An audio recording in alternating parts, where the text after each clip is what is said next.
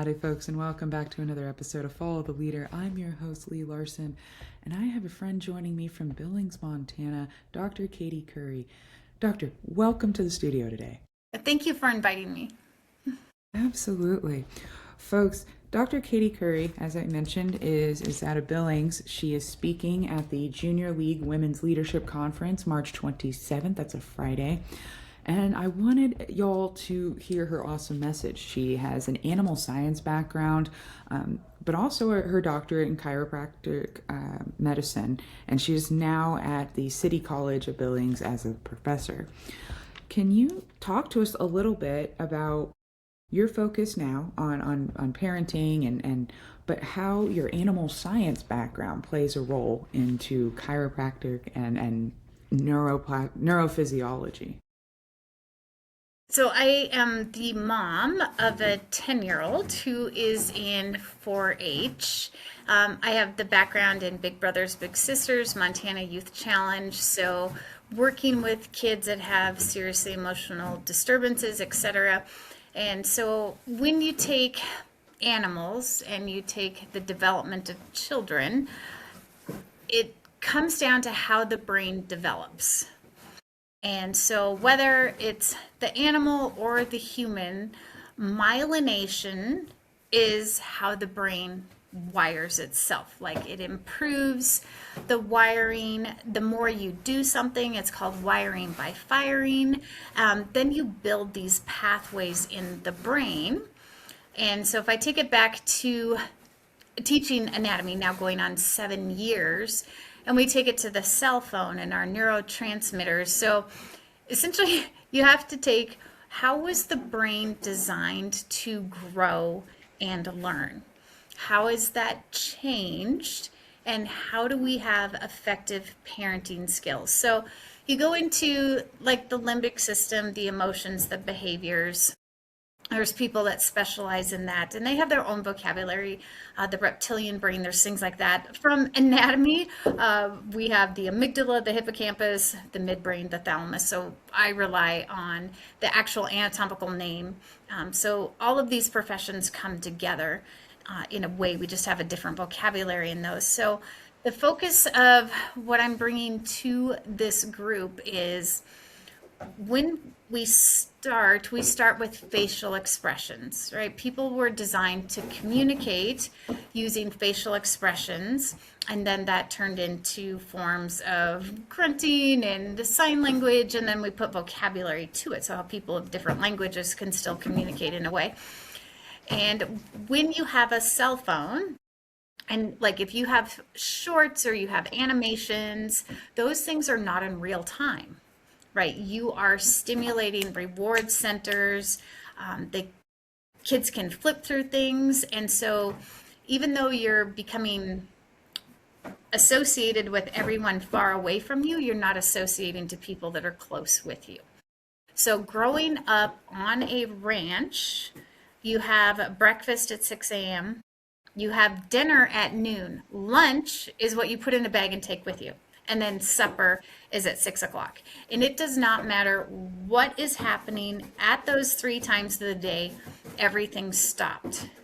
And the family came together and the family sat down with a meal and we all had a conversation. So eating is a 10-minute process, but the actual breakfast, lunch, and dinner could take anywhere from 30 minutes to an hour because it's time where you have conversation, you relate, you talk to each other.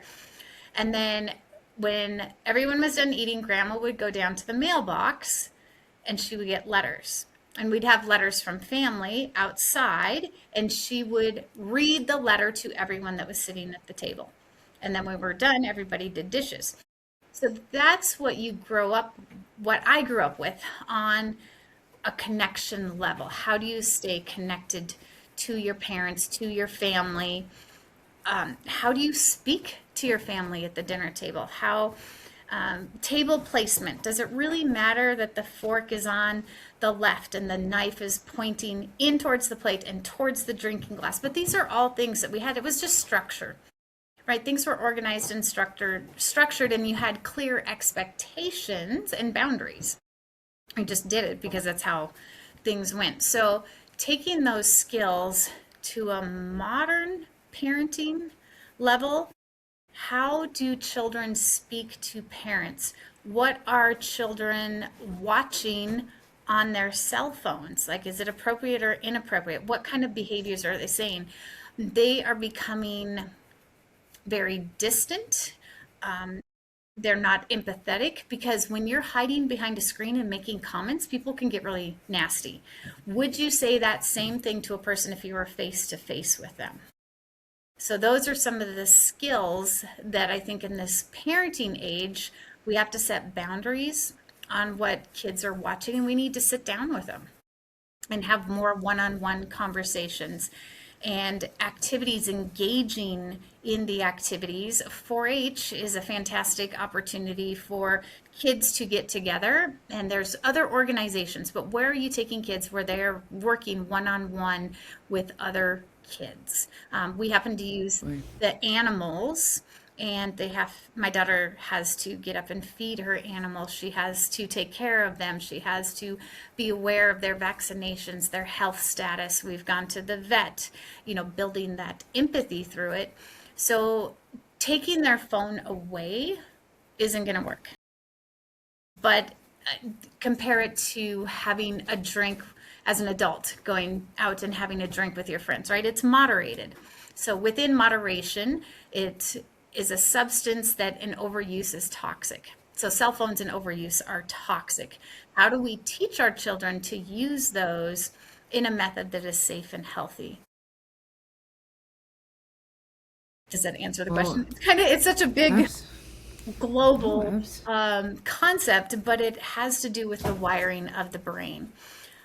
Children do really well with boundaries and things that are predictable. Even though they're going to complain about the phone being taken away, you have to have boundaries, and they are wired to take that. The younger they are, I always said my 3-year-old is my 13-year-old. What I accepted from my 3-year-old is I have a very kind and polite 10-year-old now.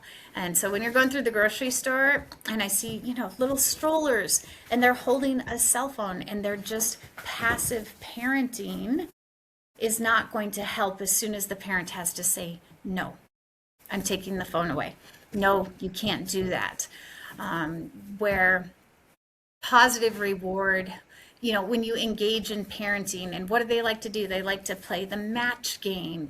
It takes a lot of work to engage as a parent and be active in that life, but that gives them, kids are like, my parent is predictable.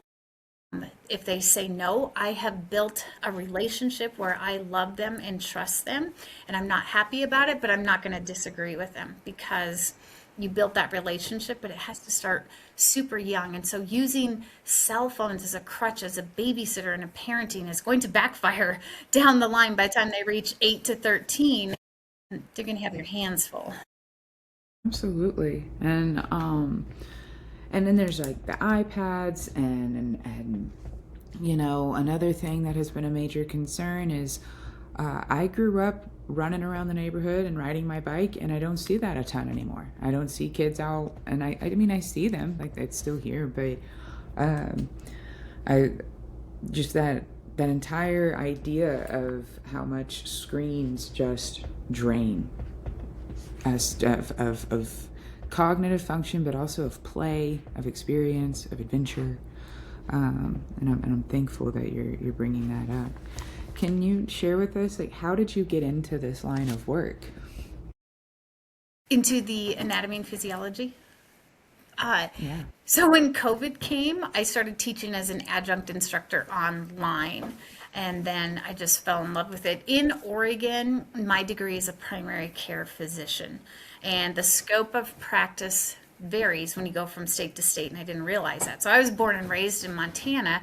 And I was trained in Oregon where I did blood draws on patients. We did pap smears. We did prostate exams, UAs, you name it.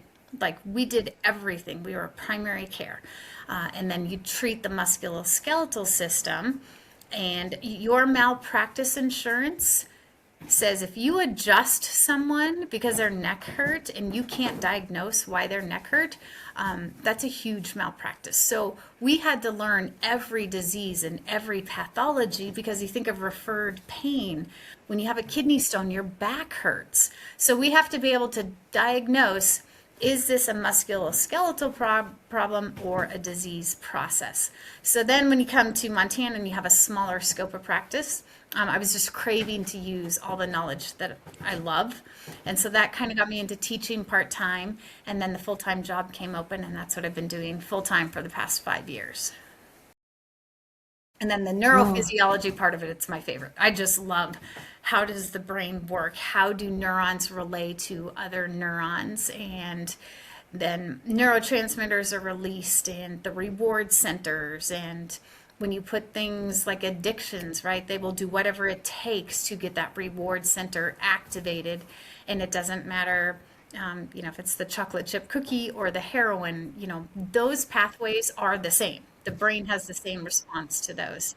And so putting things on a cell phone where the answer to everything is now, if they have to wait, they have no patience, because cell phones are right. now. And then you put them into real world, you need to sit in the dentist office for 10 minutes, and they can't handle sitting for 10 minutes with no stimuli, no creativity, no imagination. Yeah. No, it's can't. I've also noticed I've written 3 children's books because of just like wanting them kids to go back out and play outside, because so often like I'm worried that nature is not as stimulating for kids as these phones, and I'm like, it's not supposed to be. It's actually to be as stimulating as naturally like it's there's a whole like um excuse me. So I have you seen what are some ways that parents can help their kids have better communication while still not giving up cell phones or screens entirely? What does that look like? Setting timelines, boundaries. So if your kid is in practice, it's because I teach online. Like, I'm at the brunt of it. I teach online 100%. It gives me the freedom that my daughter and I physically spend lots of time together because I work online. But when we go to ninja team practice or we go somewhere else, it's having the ability to put the phone away, because even though they're practicing, like I've been caught a couple times because, work emails come in and she goes like this. Like, they want you to watch them. Like, even though they're when they reach that age where they still want their parents, but they try to like be independent, they are still looking to see if you're watching them because it's important to them. And so you have to set a time and just say, leave the cell phone in the truck because it's so hard to pick up. So as a family, coming up with a plan, like these are the hours that we block out from our phones. And then being mindful in those activities that are important to them, that you're not caught looking down on their phone. Because it instantly is just like this. Well, from my daughter's reports, it's just disheartening to look over for a moment and see that you're on your phone, because they're like, man, can you Yeah. watch us? And then trying to find activities that you can do with your kids. Because if people, you can't always sprint with them, you can't run with them, but like you say, you can go outside and get a plant ID book and try to identify plants. And there's lots of things that you can do outside with them, depending on physical limitations and stuff. But goats are running around. Because physically, I think that's one of my biggest complaints of the cell phone. Like you say, you have to go outside. We are going to have cardiovascular disease. We're going to have degenerative neck disease because nobody picks their head up. Like, you can't do this to your discs. Kids have open growth plates and bone density. You need to stimulate bone density. You need to not compress open growth plates in this forward hunched over posture. So I think physically there's, BlackBerry thumb was the first ICD-9 code that came out because people were getting injuries in their thumb from the Blackberries when they first came out. So Yeah. Yeah, like actual physiological changes, and it is. It's like you said, it's not, they're connecting, but these aren't like real human connections. And so you feel like you're in a community online, but how that's translating socially is interesting too. Are you seeing that like kids who spend a lot of time online also have social cue misreads or just other general social hardships? They do not know how to take constructive criticism in person, because when they're behind a screen, they can fire back at people. I just think there's a big lack of empathy, and I'll have to pull up the resource where it's actually the neurophysiologist that is saying that the wiring of the brain for empathy is diminishing with cell phones. It increases violence, it increases everything, and it's on an actual neurotransmitter level. And I think we really need to open up parents' eyes to that, how that brain is developing. And that this frontal cortex here is not going to fully develop until kids are 24, 26 years old. And that's behavior, that's social skills, social cues. So anything that is going to detour that is really going to affect them in the long run. And then, when Amazon server went down, it shut down Canvas, it shut down all of my platforms. So when people are so dependent and children are dependent on this phone, can they think for themselves? Can they read a map? Do they know north from south? Can they be at peace in their own mind? Can they creatively come up with something?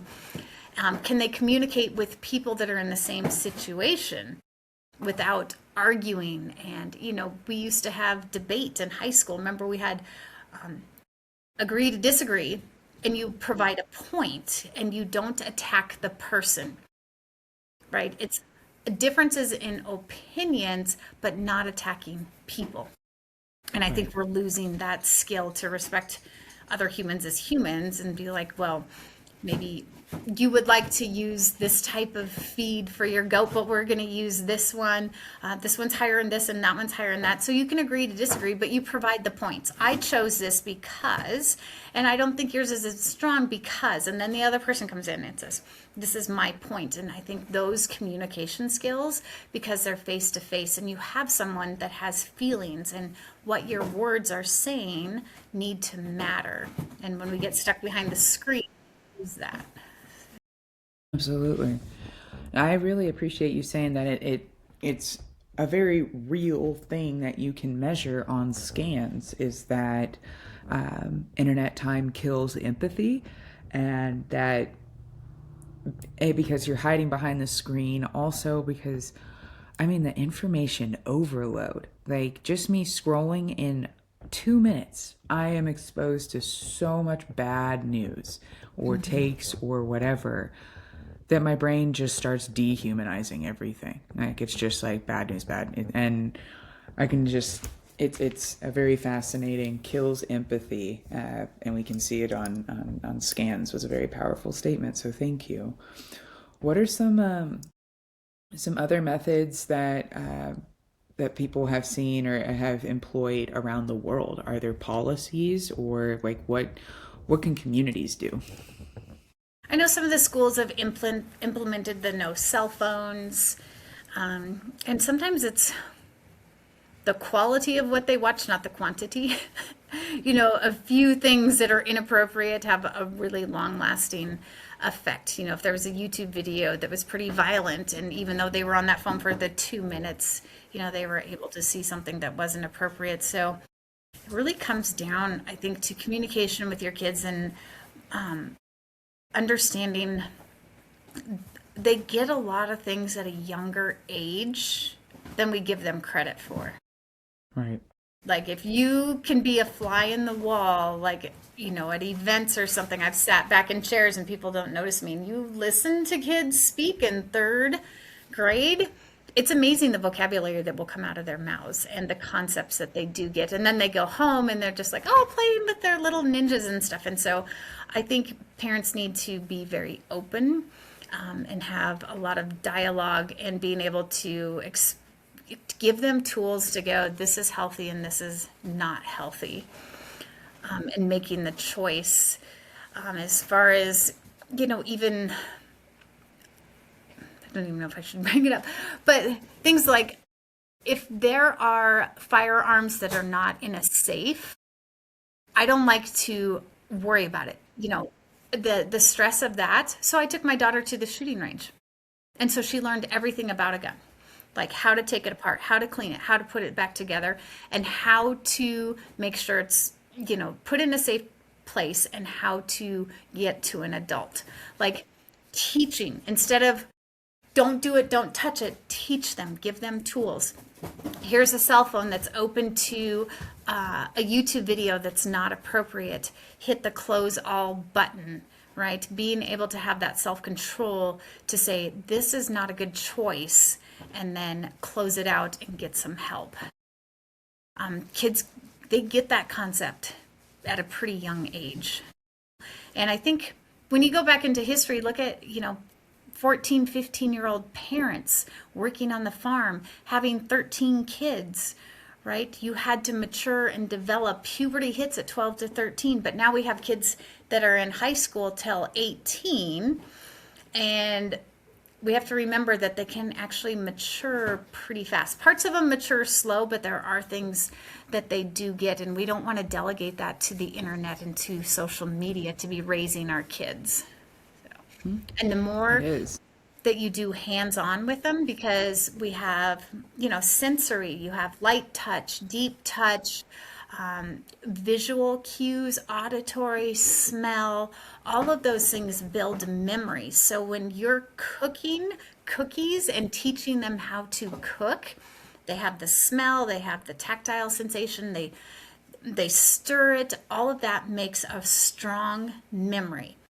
Physically doing things with your kids, using all the sensory stimuli, makes a stronger memory than just a one-way passive input. So my take on co-parenting is you have to get in hands-on, and like you say, go outside, find nature, hear things, smell things, touch things, and do it at a pace that is real life living. So not like screenshot ding ding ding ding through the 15 browsers. So. My mom works women's health down in Texas, and she's had several teenage patients over the years come in pregnant or come in with, for some women's health related thing, but they're teenagers and they're sexually active, and the internet is their sex education. Like, that is, like, pornography is where they're learning how and what sex is, and consent and aggression. And so I'm also, like, acknowledging, like, how you're, being mindful of the internet, being able to explain real concepts that, unless, like, parents are taking an active role, the internet is just going to teach your kid, and it's can harm up being really very harmful. So I just so appreciate everything you're saying today. That's where you can use your phone as a tool. So if they're watching pornography, you go to STDs.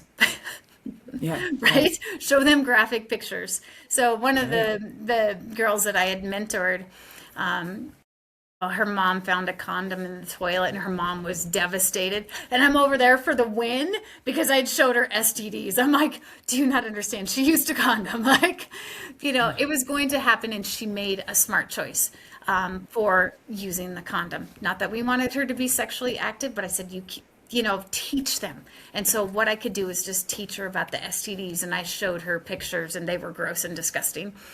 So it did have that lasting effect. So that was one way to use it as an effective tool. Yes, that's brilliant. That's trying to so calm brilliant. mom That's down, exactly. but in the back of my mind going, okay, she learned something. Yeah, and real world medical consequences like STDs, like that shit, they're gross. Like you said, That's great gross. Yeah, they're photos, graphic. very effective. Yeah. Oh, but can you talk to us a little bit about your relationship to Junior League, and why you're speaking at the conference in 2 weeks? So in the Junior League is pretty new to my exposure. I spend a lot of time in agriculture and animal science worlds.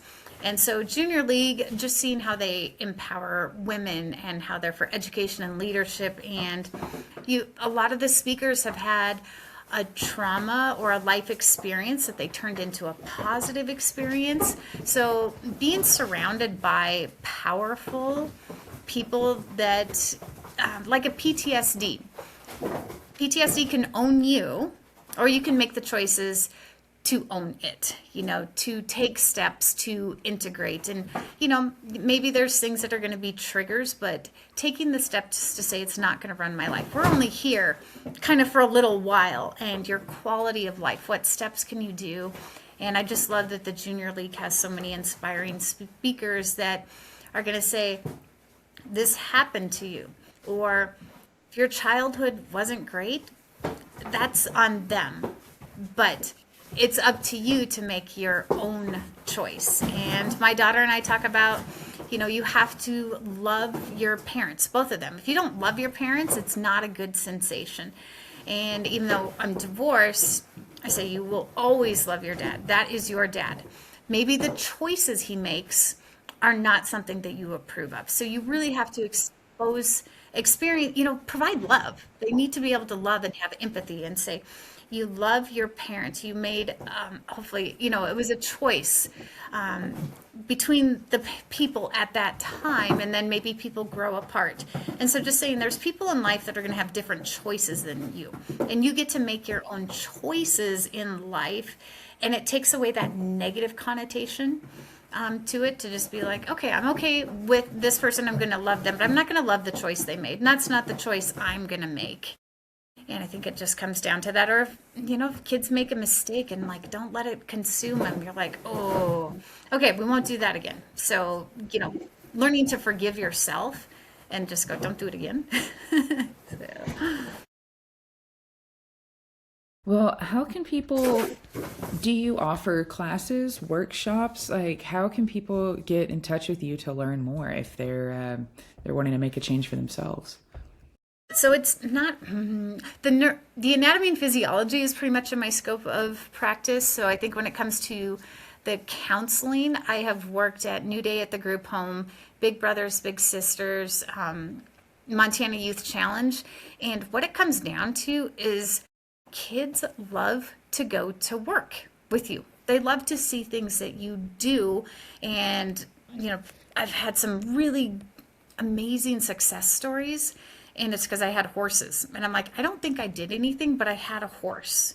And I said, will you clean the stall? Will you brush them? Will you take care of them? A sense of accomplishment and a sense of living in the moment is what it comes down to. And then my work email is the Katie, Katie .curry, Curry, and then the number 2 at msubillings.edu. So I'm more than I'm happy to have anyone email me, or I can get some contact information to you, because I really work on the nuts and bolts of that neurophysiology and how it's going to go through the limbic system, how our memories made. Really, can I talk to you about gaslighting? Please do. Okay, so I love to teach people about gaslighting. So every memory that is made takes in every sense that you can think of. The sights, the sounds, the smells, the noises, everything. The emotions.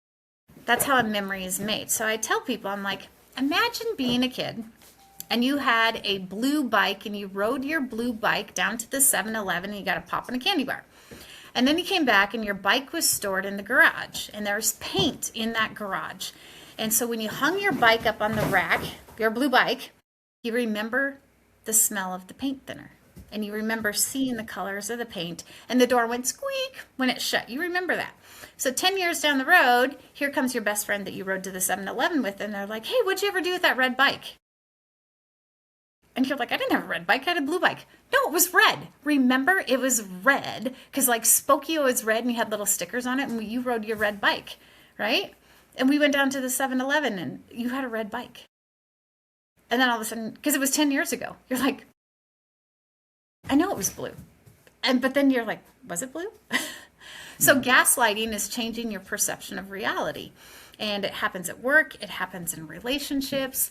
And so you can use a phone for documentation because you can take pictures of things, you can write things down.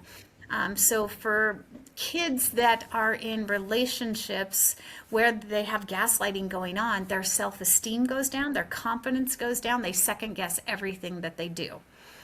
And so when you make a memory, to recall your memory, you have to bring everything that's in the brain back down.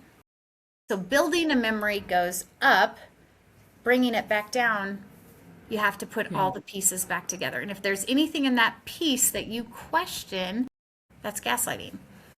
And so I had an incident where a certain cough medicine that's not for kids under 12, I had asked my daughter if she knew what the cough medicine was. Instantly, when she came home, she knew what it was, found it on the internet, showed me the picture of it. And then she goes back to the source, and they said, "No, I never gave that to you." And then she comes back to me and she's like, "No, I don't think that's what it was." I said, "Well, next time you go back, go look in the medicine cabinet." And it was exactly what she thought it was. But when she went back and looked in the cabinet, she got a note card, wrote down the name of it, and brought it back to me. So she was 100% spot on the same day it happened. And then she was told something else, and it made her question her reality, and she didn't believe that's what had happened. And then when she was able to confirm it, I said, that is gaslighting. It changed your perception of reality. So yeah, I think if you can teach kids what gaslighting is, they get it. Like once they can have that experience and then prove that they were right, their confidence goes up. So in some of these parenting relationships and relationships at work, etc., when people start second guessing themselves, then you have to find ways and tools to prove to yourself that you are of sane mind, you are not the crazy one, and not have your reality changed. And how it works with a test is multiple choice test questions. So if you have a test question and you have 4 answers, 2 of them are absolutely not right, and then between the other 2, you have to, if you really know the material, you're going to know what the answer is. But if you're pulling all the memories down, like maybe it's what muscles make up the quadriceps group, and you're like, oh, rectus femoris or biceps femoris, right between the 2, it starts to make your reality change. You're like, I thought I knew this, but now I don't know it, because you get gaslighted by the question. So I tell them, I said, just read the question, don't read the answers. And then tell yourself what the answer is and look and see if it's there. So even though it's not gaslighting you by trying to change your perception, it just gives people the idea of that's how memory works. When you sit there and read and read and read information, you don't really know it unless you can spit it back out with no outside materials. Right? So if you quiz yourself, what are the muscles that make up the quadriceps, right? If your memory is strong, you can repeat that. If it's not strong and you keep reading it 100 times, you won't remember it when it comes to the test. So in relationships, family work, etc., sometimes you have to write things down or draw a picture or keep a journal, depending how safe the environment is, just to know that the memory cannot get changed because you wrote down what it actually was. So I think it causes a lot of insecurity and conflict within children, even if it's happening to them at school. And they're getting bullied at school and things like that, and people are telling them they did something that they didn't do, and then they second guess it, and all sorts of things that just come down to how memories are made and how we recreate those. So Right. And then if you're second guessing, then you're not going to advocate for accountability or justice or any sort of consequence. If you've been harmed and then someone tells you, like, you're blowing it out of proportion. That didn't happen. It was this way. Right. Yeah. So I think that's a really good tool for kids to learn, because as they get older and older, they need to make good choices and have confidence in themselves. And those kind of skills take time to put the phone away and have conversations. So They really do. They really do. Well, I am so grateful for you coming on and joining me today. It has been a really eye-opening conversation. I'm glad folks like you are studying this, that are teaching communities about this, and I can't wait to learn more from you in a few weeks. That is a reminder, folks, to register for the Junior League Billings Conference, the Women's Leadership Conference in Billings, Montana. Dr. Katie Curry will be speaking on parenting and neurophysiology. yes. Fantastic. And I'll try to keep it Is simple. there- We won't get into big words. Oh, we love big words. Tell us, is there a website or anywhere that someone could follow up with you if they have questions? My biography is on the MSU Billings University website, so they can track me down under the faculty search. Awesome. So there you go, folks. Alrighty. Well, that was another episode of Follow the Leader. I'm your host, Lee Larson, and that was fantastic. Thank you, Dr. Katie Curry from Billings, Montana, on parenting and neurophysiology. Listeners, what did you think? Did you learn something? Let me know in the comments. Make sure to like, follow, subscribe. You know the deal. Otherwise, until next time, this is Lee and Follow the Leader. See ya.